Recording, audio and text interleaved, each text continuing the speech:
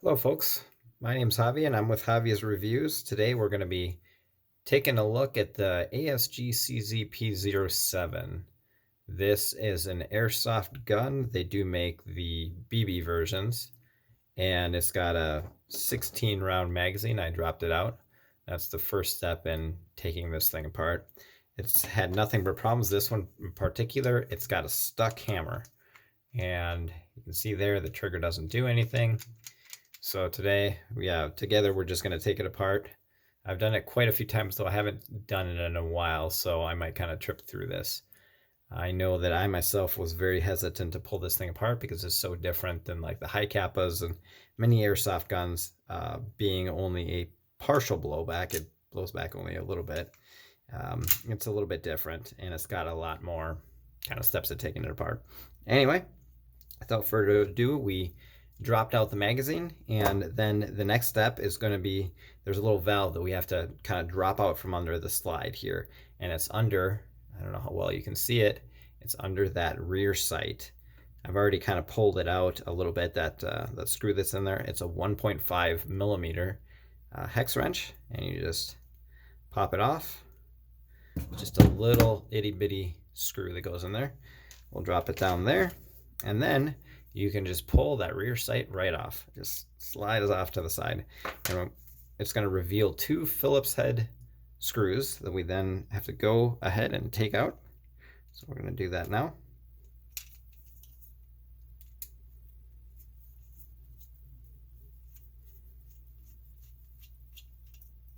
There's one. It always helps to have a magnetic screwdriver, both for setting and pulling things off. Doing the best I can with the lighting here. It's overhead lighting, and it might be better if it was kind of side to side. So I apologize if you can't quite see things. And now what we're going to do, so we're going to pull that slide back, and as you can kind of tell, if I can get it to see that valve is kind of dropped out. It's just basically set in place. And when I move the hammer, it kind of drops down. And what we're going to try to do is flip it. It's a little bit of a pain in the butt to get this part to flip, but there we go. We got it out. And that's just the valve that lets the gas through. So now that we've dropped that out, we can just go ahead and slide that slide right off. And you've got the slide spring right there. Set that off to the side, and now we can start to see at least the internals. The next step is we can just go ahead and pull this thing out, the slide catch. It's not the easiest thing to pull off. For that reason, I have a little flathead screwdriver, and it helps to just kind of tease it out by prying it a little bit at a time, and eventually it should just pop right out. It's being a little obstreperous here.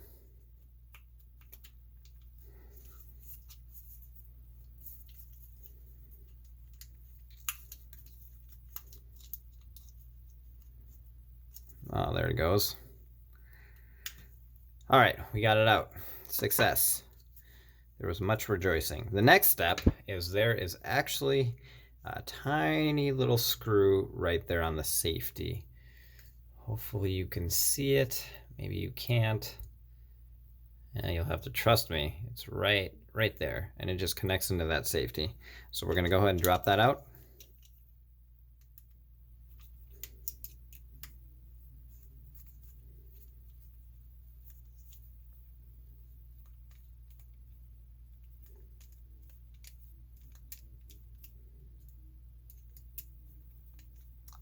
It likely won't actually come out, but it'll get loose enough to where you can just pull. Well, that's one way to do it. You can just pull that safety off. Safety, I don't know how well you can see that. It's going to be the theme of the day. I don't know how well you can see that. There's the little, where the screw sets in there. And now we can just flip it over, and drop that screw right out. There it is. So we'll set this off to the side. And I do believe that's the smallest screw that we are going to deal with. So we'll remember that. We've got the two bigger Phillips head screws. You know, these go into the top underneath the rear sight. That little guy goes on top of the rear sight. And now we can drop out that the back strap, the cover for the CO2, and now we get to drop the pins out. Now what I do for this, ideally I would have some sort of tab. I forget what they're called, but what I do is I just use a Allen wrench and I tap them out. And you want to look to make sure that you're dropping it out of the right side. So yeah, it looks like we should be able to tap it out from this side right here. I just take it, set it right on top there, and then I can grab my big old hammer, give it a little tap-taparoo. It should start to pop out. Yep, it's popping out a little bit right there. Maybe give it a little bit more. Give it a little bit more juice, and we'll be able to rock and roll here.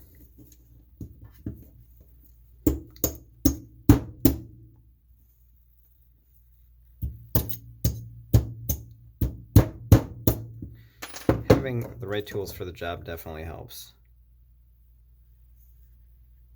Trying to figure out, make sure that I'm doing it on the right side.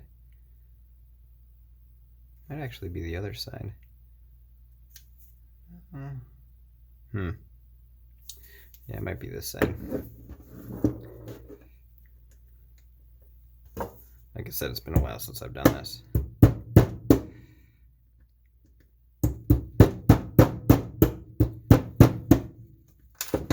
I remember them coming out fairly easily though.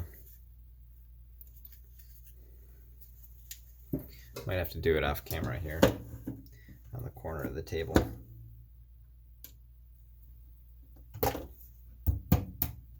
Yeah, there it goes. It was just the pressure under the table and it wasn't coming out. So there we go. There it is. There's one of them.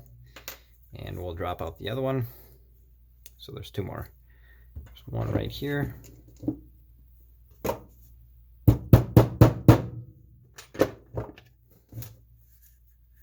Just tapping it right into the table. So we'll do the corner method again. Get that tap. Just tap it enough, and you can see on the side there it's starting to stick out. If you can't get it out with your finger, you can always use your handy dandy little pliers and just pull it out. Trying to do this without knocking over the camera. There we go. There's another one out. And the final one right there. So we'll again, we'll move the camera so we can all see it. Just gonna set it on the corner here. And tap this.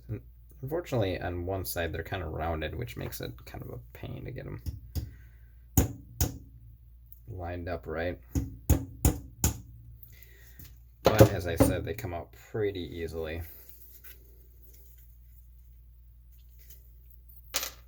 Okay, now we're ready to rock and roll. So we'll move all this stuff over, give ourselves a little bit of room,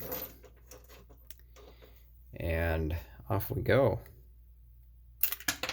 Now you should be able to drop everything out. You're gonna have to pull the trigger back. It always juts out a little bit.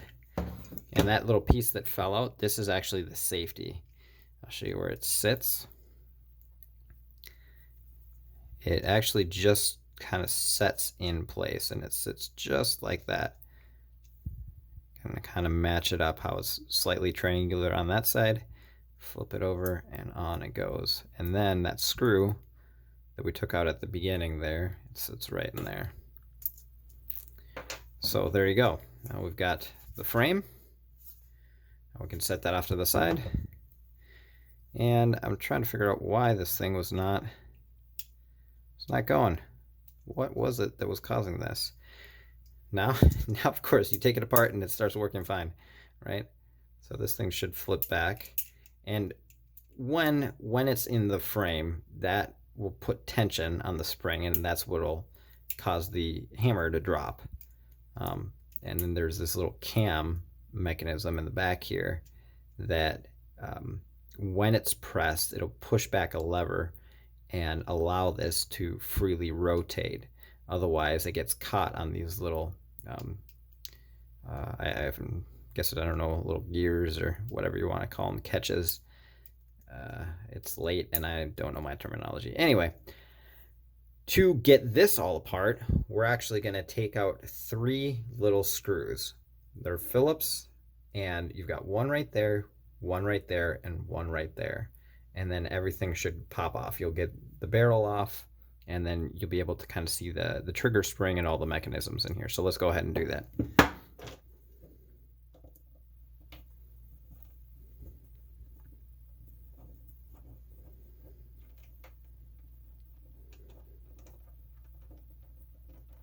This first screw is the longest one by far, and every time you think you've got it out, you've got to unscrew it just a little bit farther.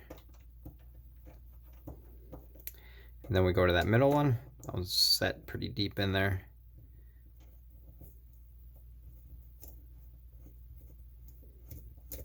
You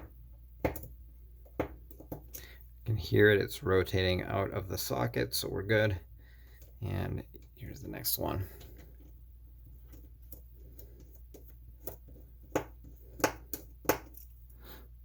So we got one out.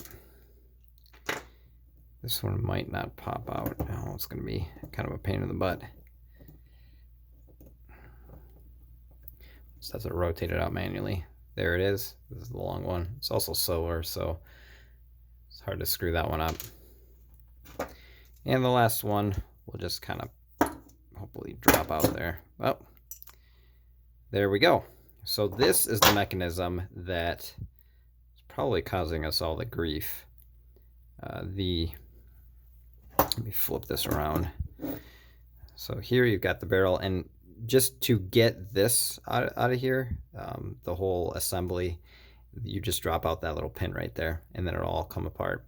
I'm not going to do that for the purposes of this video. There's nothing wrong with that. That's all working. And that's your hop-up adjustment at the very top there. Hop-up rubber, this, you can see it right here. That's the hop-up rubber. And where I had to pull that all apart, you can pull the hop-up rubber out. This thing honestly is not very accurate. It probably needs a different hop-up. Oh, look, there's a BB in there. The one that never got fired. Let's try to come out. Oh, there it is. Ah, rescued the BB. Very good. There's that. And I'll just pull it all apart and put it all back together. With the trigger spring, when this thing actually breaks, mine broke up here somewhere. What you do to get it back in or get it out is you drop this little pin, and you would put the trigger spring back in there and then put the pin back through, right? Obvious. There's a little trick to doing it though. It can be kind of hard because the spring is actually compressing, so it doesn't want to seat all the way in there. What you do is you actually hold it in with your fingernail or some other object. It just worked with my finger. Just press it in really hard, and then you should be able to just run the little dowel or pin through, and then you're good to go. And this creates the pressure right here for the trigger, and it also provides a very important function, which is to keep this up at the right at the right angle. Basically, it pushes it up, and let me show you what I mean by that. We'll just set this all back up, set this in here, set this in here, so you can see the pattern. There it is, just like that. And then we're going to take the trigger and we're going to drop it in that little hole right there, and we're going to make sure that the top of it sets in that groove. Now, I've definitely put this thing together before, but not put that trigger in that groove and then it didn't work, of course, because it's not actually moving this piece right here that feeds the BBs. So essentially it wouldn't feed the BBs, which is kind of a problem. Now that we've set that in there, we take this piece right here, and it's upside down, get it oriented the right direction.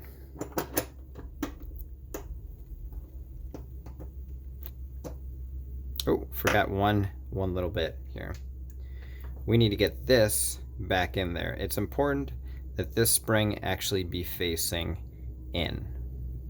This creates back pressure on this, so when this piece pulls on it, it compresses it and allows the trigger to actually flip around. What do I mean by that? I'll show you. That's how it sits in there, and then we've got the trigger,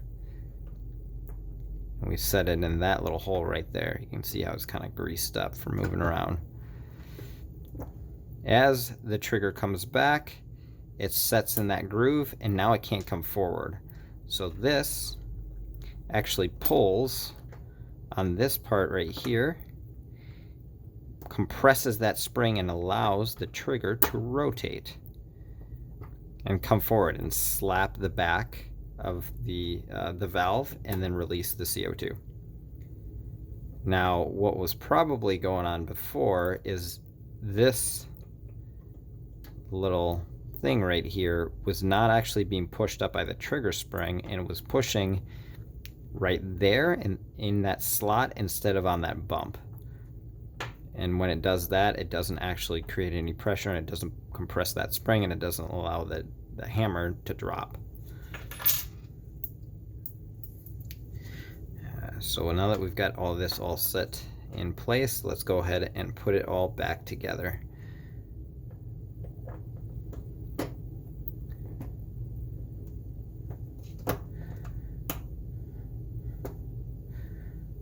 I like to start with a big long one here. Just kind of set it in place. And then we set this one in place.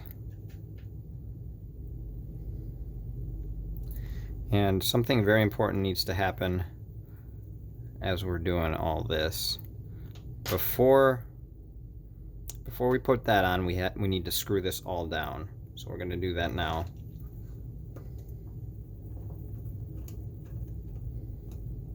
And generally I tighten one till it gets a little tight, and then I go on to the next one, just like you would with the lug nuts on your tires. You don't want to tighten one super hard and then go on to the next one. It'll create an inconsistent pressure across this whole surface, this whole piece.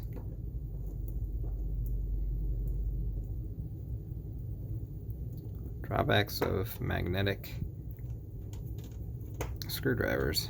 Sometimes messes with the screw.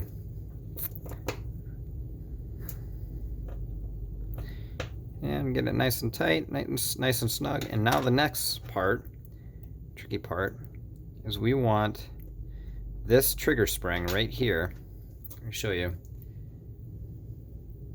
to be underneath this piece. It cannot be over the top of it. That was a mistake I made early on when I was trying to fix this thing, and I actually ruined one of the extra springs that I had gotten from ASG and e-bike. So I think usually I just used my fingernail, pulled it down, and now set this thing on that little knob. There we go. Got it in place. Oh, nope, we screwed up. That's a tough one to get in there. Let me go ahead and press it down again and see if we can have better luck this time.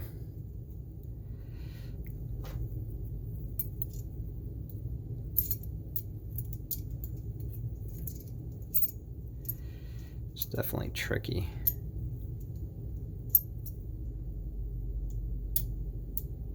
There we go.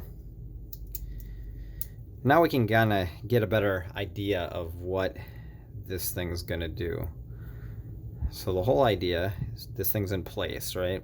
There's a little kind of pin or wire there that keeps it in place. And that trigger spring is pushing up on this bar. And because it's pushing up on this bar, it should put pressure on that knob right there, that lump or bump right there, instead of going behind it in that groove, ideally. And when it does it correctly, it compresses that little lever, and now this hammer should kind of freely swing back into place. For some reason it's not doing it very well.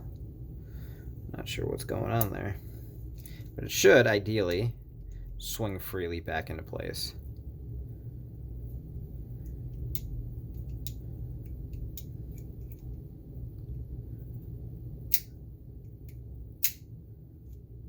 There we go. So anyway, that's as much as we need to do right there. Now the whole process of getting it put back together, we're going to take this, we're going to drop it back in, kind of have to lean it back a little bit, and now the tricky part is dropping it through that hole right there, kind of the bottom of the magazine, and getting the trigger to go through the hole for the trigger. You just have to just press it and push at the same time. Oh, how we unset that. You can kind of rock it back and forth, get it in there. Looks good. Now we don't want to go any farther than that right now, because we need to put this little piece back on for the safety, right? And that's what we're going to do.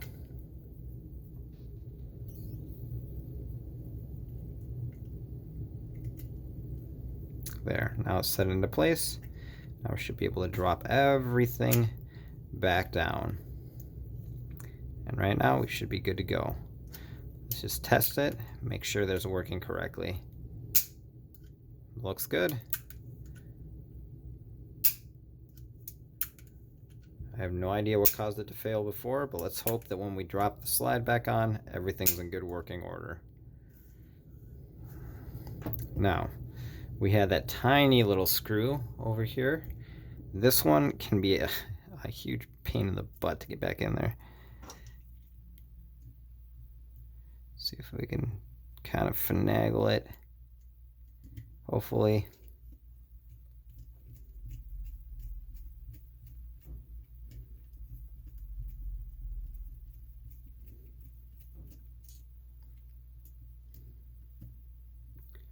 Seems like it's in there.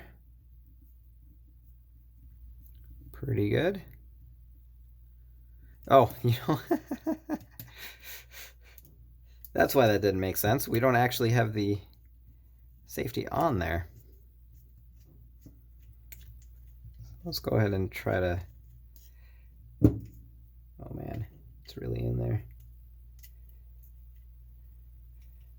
You know, I bet if we just push it, we might be able to get that safety back on without resetting everything.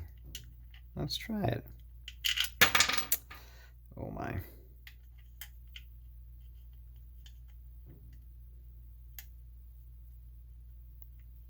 Yeah, all right. Well, that saved us a step.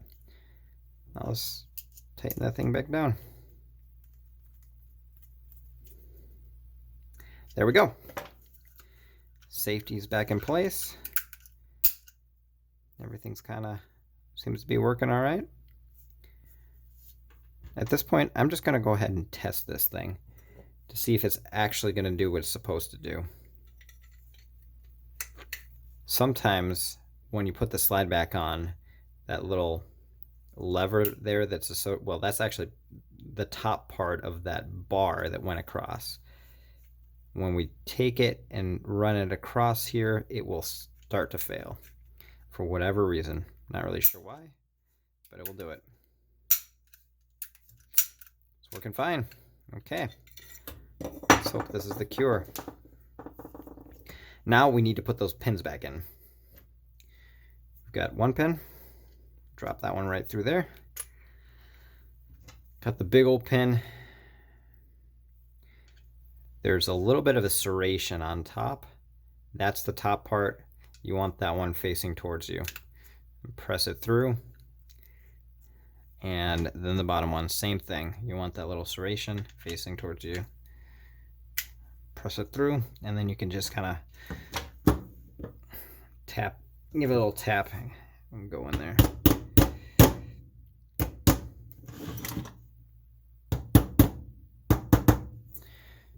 There she goes. Now, what's the next step? The next step is to put the slide back on. I suppose we could drop this little guy in there too.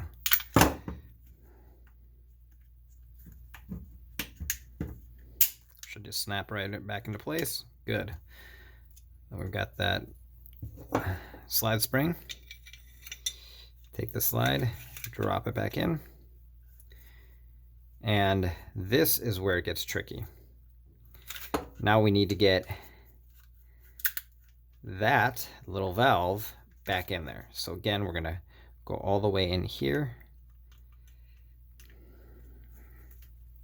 And you can kind of see how there's a little bit of a recess right there. There's a bit of a groove. And what needs to go through there is this part right here. These little bumps, these little kind of like square bumps. I get those in there. When I found success, I actually take the front of the valve and try to press down the hammer just a little bit farther to finagle it in there. Or if we can actually just hold it down. Yeah, I don't know. So anyway, this is the hardest part for sure.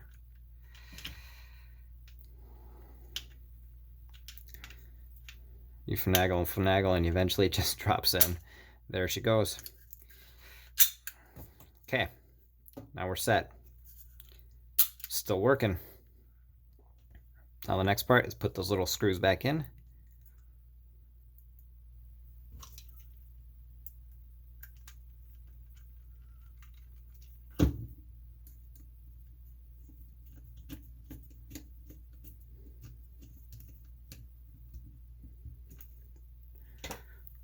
One and two.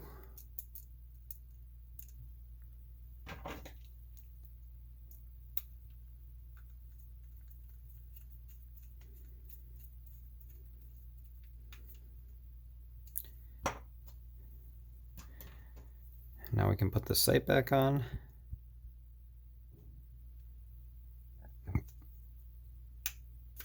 I'm pretty sure you can slide it on from either side.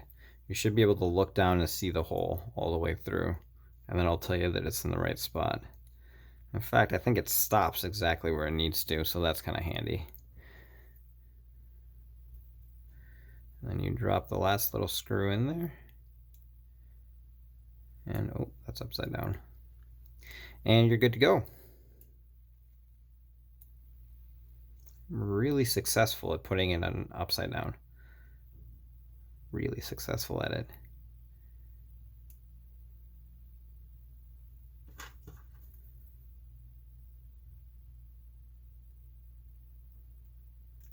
Might actually be, you know what? I'm learning with you guys. Smartest thing to do. First of all, grab the right one. Second of all, stick it on there. Third of all, profit.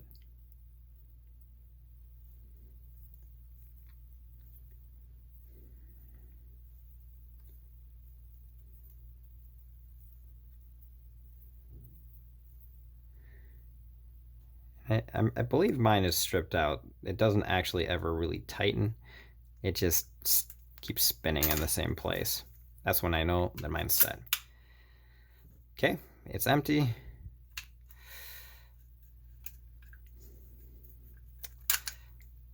Kind of got stuck there.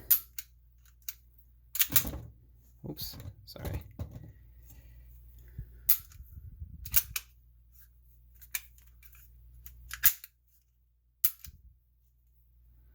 I don't like how it's catching there.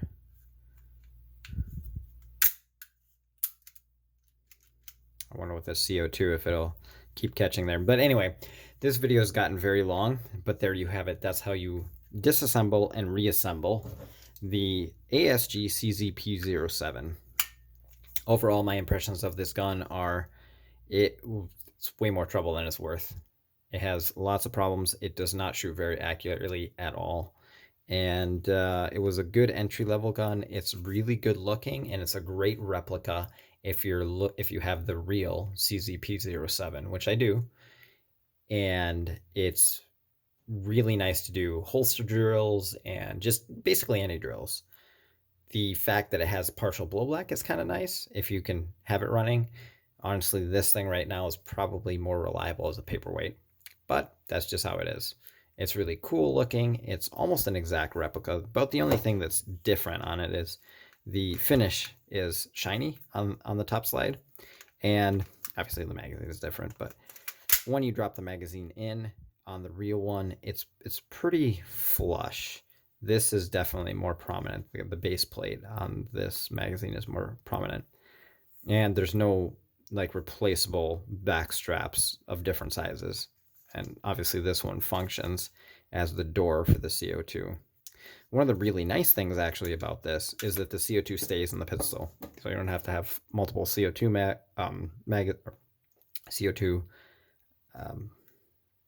canisters for multiple magazines. So you can just fire the magazine, have several of these, and drop them in, which I find really nice. It's kind of annoying having to have multiple CO2s going at the same time, especially if you're not going to do a lot of shooting, because this thing will shoot about 100 rounds on one CO2. It does have a lot of power, but it's horribly inaccurate. So there you go. There's a mini review and a takedown and reassembly of this pistol. I hope you enjoy, and if you like it, give it a thumbs up. And if you have any questions, of course, leave comments in the comment section below. All right, have a great day, and thanks for watching.